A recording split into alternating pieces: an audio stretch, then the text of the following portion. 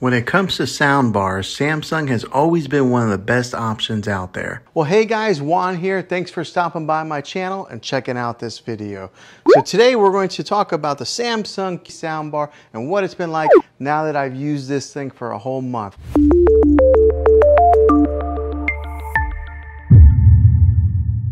So let's talk about the cosmetics on it first to get started off. So on the top and the side here, or on the front and the top here, it's got a metal grill that's kind of gives you a little bit of that industrial feel. And it is a pretty solid soundbar. It's got a little bit of weight to it. I did not mount it onto the wall. I just kind of put it right here. Well, basically, because I can't mount it onto the wall. I'm on a corner section here in this room, so there was no way for me to mount it. But I think it looks pretty good like this, just on the stand right below TV. And the way that Samsung designed this is to pair up with their television. So as you can see, it does not go up above the screen any. So that's kind of nice to give it that nice clean look. And it's got the branding on the top here that says Samsung, but it's black, metal, real sleek looking. Now in the top corner over here, there's the indicator light. It's only on this side of the sound bar all the way to your right. And then also on this indicator light, it lets you know what input you are running. So since I am running an optical cable to it, it says direct in. If I was running Bluetooth, it would say BT.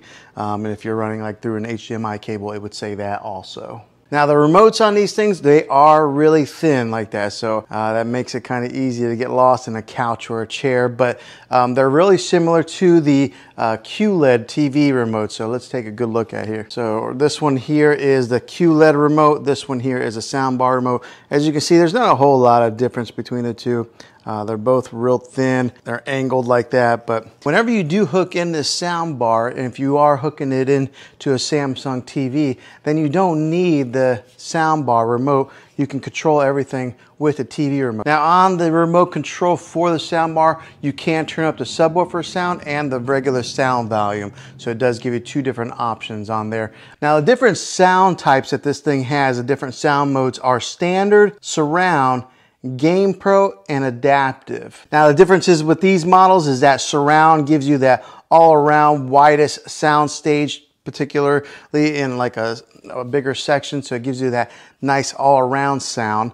The Game Pro knows when you are gaming and it will adjust accordingly. So like maybe if you're playing some Call of Duty or something like that and there's loud guns, it will adjust the volume on the gun levels. So it's got that smart technology built inside of it that automatically detects that. And then last is the adaptive, and that will adjust on the fly based on the content that you are watching. So for example, if you're watching something that's real heavy in dialogue, it will adjust the voice accordingly to the show or the movie that you're watching, or maybe like the explosions. So it has that adaptive capability in there to control those different sound levels. Really cool technology. Now on the side of the sound bar over here, on this side here, it does have a volume control button, a plus, a minus. It's got a button on there to push it for Bluetooth pairing.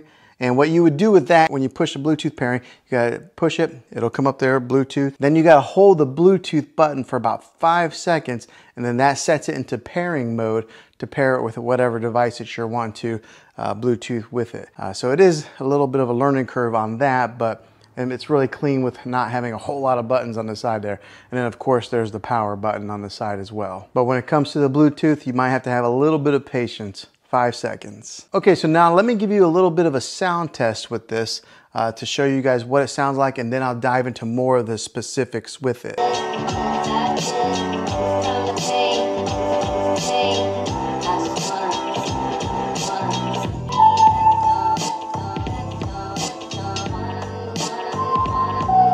Now what I'll do is I'll take the microphone and I'll stand back as far as where I would be sitting for movie watching, and to kind of give you guys what that sound would be like if you were sitting in that type of a distance watching a movie. So let's do that test now. Okay, so that gives you a little bit of an example of what this thing sounds like. It's a great sounding sound bar. So there are speakers on the top, and then there are speakers here in the front that are booming out, and then you got the sound bar that I have sitting on the floor there. You do get a dedicated center channel, which does a fantastic job of handling the vocals when it comes to any kind of movies or anything like that. My wife and I were watching a television show the other day, and I was really surprised at how well it balanced the vocals with some of the like explosions or anything that were in the background. So that dedicated center channel does a fantastic job with that. Now with the rest of the speakers that go around the dedicated center channel, they do a fantastic job of filling in all those mids and giving you an example of what is all around there. So giving you that surround sound feel, making this sound bar sound bigger than what it really is. Gives you that crisp sound, that big bass booming sound, and then it fills the room in really nicely. Now on the top of this sound bar, along the top right here, it's got that acoustic beam technology. Now what that is say there's like for an example, there's a car, you're watching Fast or Furious or something like that, and there's something on the screen that moves here and just kind of moves along with the screen. The beam technology will give you that sound that kind of goes right along with it, just like that, moving with the action that's on the screen. Some really cool technology. Now I can't really show you on video obviously because it's video, but you're gonna have to take my word for it. That is a really nice little feature on this sound bar here. Now on the back of this sound bar, you do get some good connections, different types of connections to kind of go with whatever TV that you have. You get two HDMI imports. One of them is that ARC HDMI input. You get the regular 35 or 3.5 millimeter, the old-fashioned stereo jack, you get that, and then you get the optical audio cable, which that's what I'm using here. And then if you wanted to, you could even Bluetooth it with the TV, but if you have this, I recommend that you go wired in. You're going to get the best connectivity that way, and you're probably your best sound. So I have it with the optical cable, but it does have that HDMI hookup also. Whatever type of TV that you're running to with this, it'll work. Now the other great thing about this is it's not specific to the QLED. All right, if you had another Samsung TV, you could do that also.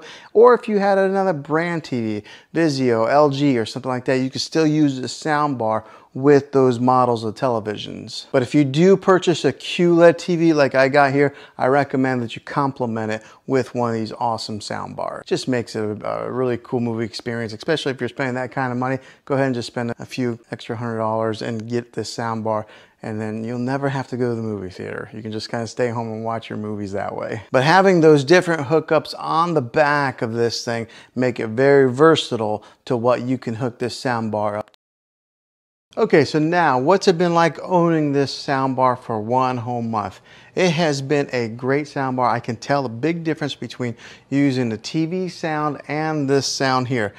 Just the other day, we were watching a TV program, and one of the issues that I do have is that sometimes the soundbar will disconnect. Now, it's probably every 6-7 days it'll disconnect from the TV, but all you have to do to fix that, to reconnect them, is you go right over, you hit the power button on a soundbar, and it automatically detects that the soundbar is on, and then it connects back together. So that's about the only issue I've really had with this soundbar. Other than that, it has been fantastic. It has worked fine, but I could tell a huge difference whenever I was listening for a few minutes on the TV, and then as soon as I turned on the soundbar, the voices that were coming out from the middle range here, you could hear the dialogue from the movie really clearly compared to just listening to it from the TV.